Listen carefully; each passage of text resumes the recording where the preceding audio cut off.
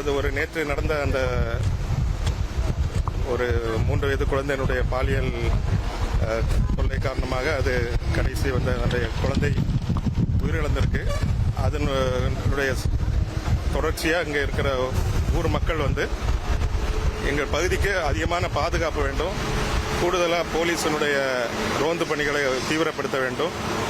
இரவு நேரங்களில் குறிப்பாக ரோந்து பணிகளை அதிகமாக தீவிரப்படுத்தணும். பகல் நேரத்திலையும் நாங்கள் வேலைக்கு போயிடுவோம். அந்த நேரத்தில் வெளிமாநிலத்திலேருந்து வரக்கூடிய தொழிலாளிகளுடைய இருப்பிடங்கள் அந்த இடத்துல அதிகமாக இருக்குது. அவங்க யார் வராங்க யார் போகிறாங்கன்னு தெரில. ஒருத்தர் வாடகைக்கு எடுத்து அதே இடத்துல 3 பேர் 4 பேர் இருக்கிறாங்க அப்படின்லாம் ஒரு சில குறைகள் சொல்கிறாங்க. அவங்க என்ன வராங்க எப்போ போகிறாங்கன்னு தெரியல. ஏதாவது குற்ற சம்பவங்கள் செய்துட்டு போயிடுறாங்க. எங்களுக்கு பாதுகாப்பு பொதுவாக ஒரு குறைபாடு இருக்குது. இதை இன்னும் பாதுகாப்பை மேம்படுத்தணும் அப்படிங்கிறது தான் அவங்களுடைய முக்கியமான கோரிக்கை.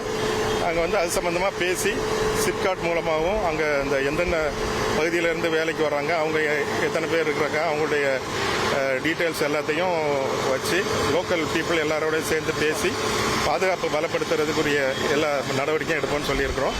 தேவையான இடத்துல சிசிடிவி கேமராக்கள் போடணும்னா அதுக்குரிய நடவடிக்கையும் எடுக்கணும்னு சொல்லியிருக்கிறோம்.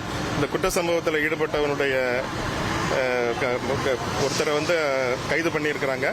அவருக்கு அரசாங்கம் மூலமாக எவ்வளவு சீக்கிரத்தில் அந்த குற்றப்பத்திரிகையை தாக்கல் செய்து அதனுடைய நீதிமன்ற நடவடிக்கைகளை முடித்து அதிகபட்ச தண்டனை வாங்கி கொடுப்பதற்கு இந்த மாவட்ட நிர்வாகம் தமிழ்நாடு அரசும் நிச்சயமாக சீரிய முயற்சிகள் எடுக்கும் என்பதை தெரிவித்துள்ளது.